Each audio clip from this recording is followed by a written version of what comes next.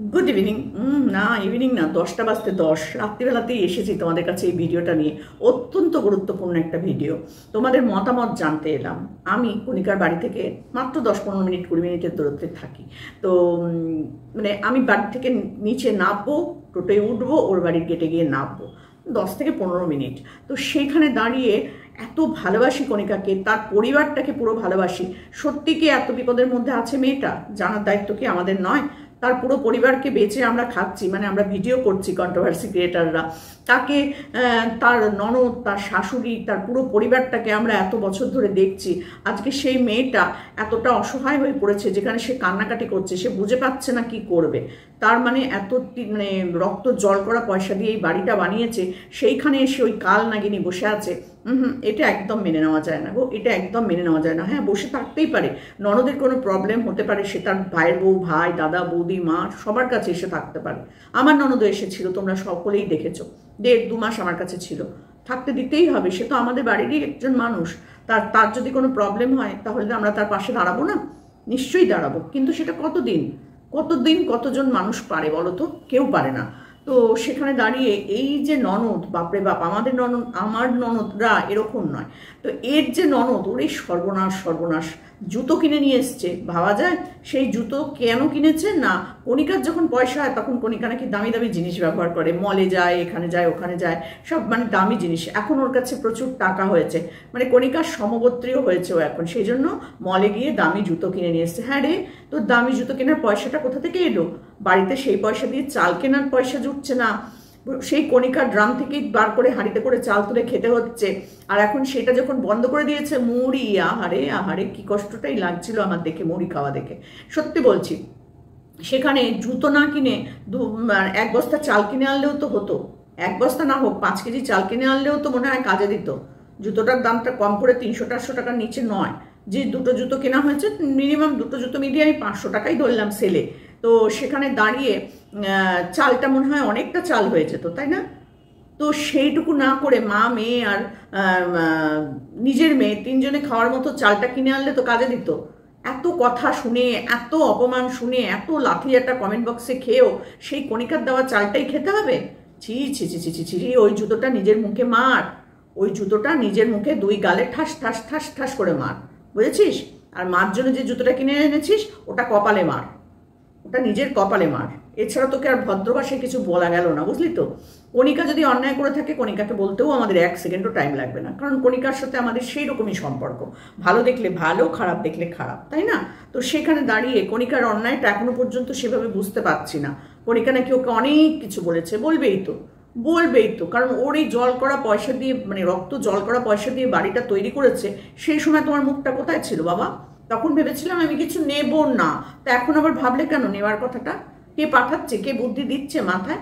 সত্যি অবাক লাগছে। হ্যাঁ, একটা জুতো কিনে নিয়ে এসে কণিকাকে জুতোর বাড়ি মারবো বলে জুতো কিনলাম, ছি ছি ছি ছি ছি ছি। এরকম একটা থাম্বনেল লিখতে লজ্জা করলো না?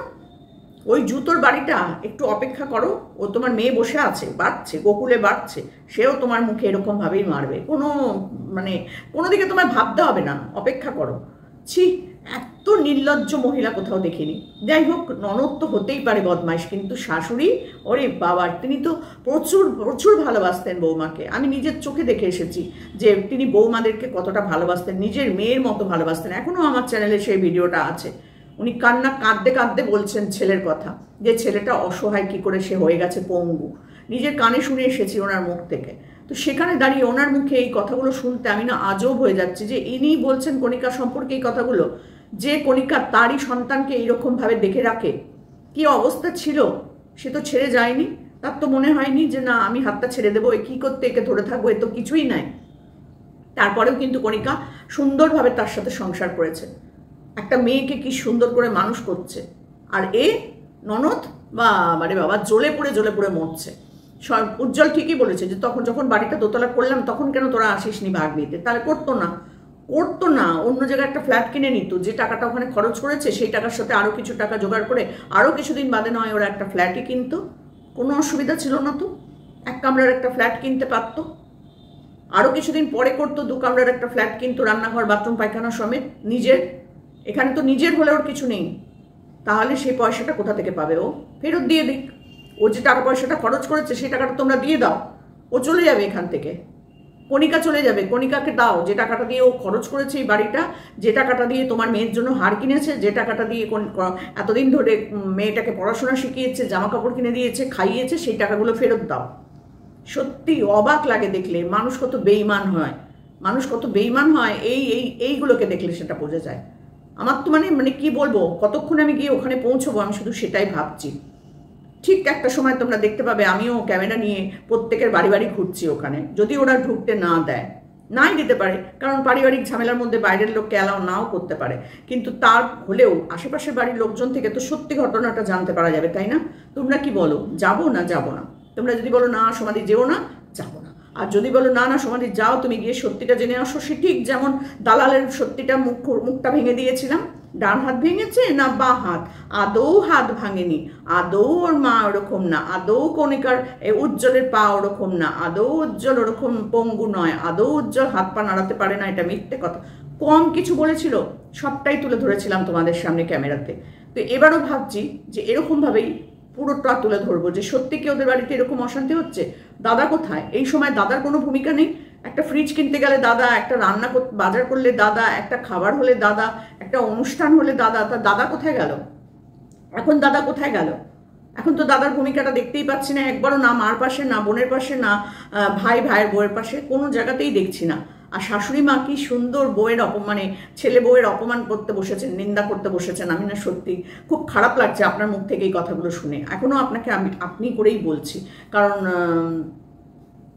তুমি করেই বলেছিলাম আমার মনে হয়, যখন কথা বলেছিলাম, নাকি আপনি করে, আমার মনে নেই যতবার দেখা হয়েছে, অনেকবারই তো আমরা কথা বলেছি। কিন্তু বিশ্বাস করুন, আজকে আপনার এই ভূমিকাটা যখন মুড়ি খেতে খেতে আপনি বলছেন না, সত্যি আমি ভাবছি যে এটা আপনার মুখ থেকে শুনছি। আপনি বলছেন যে কণিকা যে এত এত মাছ খায়, এত এত খাবার খায়, সব ওর পয়সায় খায় না, ওর দাদাও দেয়। তো আমরা সেগুলো জানি যে ও কোথা থেকে পাবে এত টাকা। একটা অসুস্থ স্বামীকে তার চিকিৎসার খরচ, একটা মেয়ের সব পড়াশোনার খরচ, একটা পরিবার চালানোর খরচ, একটা বাড়ি করার খরচ, সবই তো এই মেয়েটা করছে, সবই তো এই মেয়েটা করেছে। আপনারা তো ওকে হেল্প করেননি এই জায়গায়, করেছেন কি? করেননি তো। তাহলে আজকে আপনার জমি জায়গা ভাগ হবে 4টে ছেলে মেয়ের মধ্যে, তো সেটা কেন তখন তার মাথায় ঢুকিয়ে দেননি যে করছো করো, কিন্তু এই বাড়ি ঘরদর কিন্তু ভাগ হতে পারে? একবার কি বলেছেন সেটা? আজকে যে বলছেন তার খাওয়া নিয়ে, ছি ছি ছি ছি ছি, এতদিন তো আপনি ওর পয়সাতেই খেয়েছেন। আপনি যেমন খাইয়েছেন ওদেরকে, 2টো দোকান ছিল, এই ছিল, সেরকম দোকানটার জন্য তরকারি কুটে দেওয়া, আটা মেখে দেওয়া, আরও নানান রকম যা যা আপনার প্রয়োজন সবটাই করতো ওই মেয়েটা। তখন কণিকার চেহারা কি ছিল, কি ছিল বলুন তো? ওইটুকু একটা বাচ্চা মেয়ে আপনার সাথে সাথে সেই ভোরবেলা থেকে উঠে সমস্ত কাজ করে দিত। তারপরে উজ্জ্বল যেত আপনাকে সেই ভোরবেলা ট্রেনে তুলে দেওয়ার জন্য, পৌঁছে দিতে। আগে সাইকেল করে, তারপর দাদা বাইক কিনে দেওয়াতে সেই বাইক করে, সেই বাইকেই অ্যাক্সিডেন্ট হলো আপনাকে পৌঁছে দিয়ে আসার জন্য। আপনি ভেবেছেন একবারও আজকে তাদেরকে বাস্তুহারা করার জন্য আপনি মেয়েকে সাপোর্ট করছেন? ছি ছি ছি ছি ছি ছি, এগুলো ভাবা যায় না। আপনি বলছেন যার মেয়ে আছে সে মেয়ের মর্ম বোঝে, যে যার ছেলে আছে সে ছেলের মর্ম বোঝে, যার ছেলে মেয়ে আছে সে সব মর্মটাই বোঝে, সবাই সব মর্ম বোঝে। সন্তান সন্তান, সে ছেলে হোক আর মেয়ে হোক। ছেলে হলে পরে এক্সট্রা অশান্তি, সে বৌমা বাড়িতে ডেকে নিয়ে আসছে, আর মেয়ে হলে একটাই যে বাড়ির বাইরে সে চলে যাচ্ছে শ্বশুর বাড়িতে। কিন্তু ঝামেলা দুটোরই একই। বৌমাও বাড়িতে ঝামেলা করলে ছেলের অশান্তি মা ভোগ করে, আবার মেয়ের বাড়িতেও যদি জামাই অশান্তি করে সেই অশান্তিটাও মা ভোগ করে। এটা কোনো বড় কথা নয়। কিন্তু তাই বলে যে মেয়ে আপনার সামনে বসে বসে জুতো নিয়ে তার আপনারই ছেলের বউকে মারবে বলছে, নোংরামো করছে, বসে বসে বাড়ি জ্বালিয়ে দেবো বলছে, আপনি তাকে কোনো প্রতিবাদ করছেন না, সাপোর্ট করছেন, এটা দেখে সত্যি বলছি মানে সম্মান যেটুকু দিতাম সেটুকুনি থেকে অনেকটা কমিয়ে দিলাম। সম্মান দেওয়ার জায়গায় আর রইলেন না। ছি ছি ছি, আর খুব রেসপেক্ট করতাম। কিন্তু আপনি যে এরকম একটা মন মানসিকতার কথা, মানে মানুষ, এটা তো ভাবতেই পারিনি, একদম ভাবতে পারিনি। তবে হ্যাঁ, আমি কিন্তু যাচ্ছি, এটা কিন্তু আমি বলে রাখলাম। যতটা যেখান থেকে যতটা সত্যি কথা তুলে নিয়ে আসার আমি ততটাই তুলে নিয়ে আসবো।